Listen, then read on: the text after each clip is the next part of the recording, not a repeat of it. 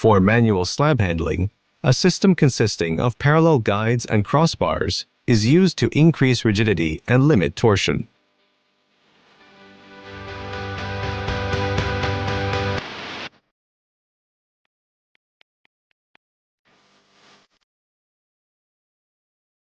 The device also includes 6 suction discs that slide along the guides and adhere to the ceramic slab.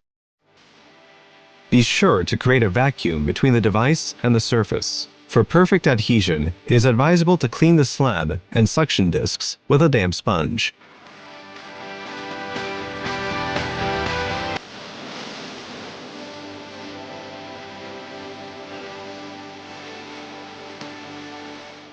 Lift the slab following the long side and position it vertically using the frame handles. Secure the guides to the trolley used to move the slab.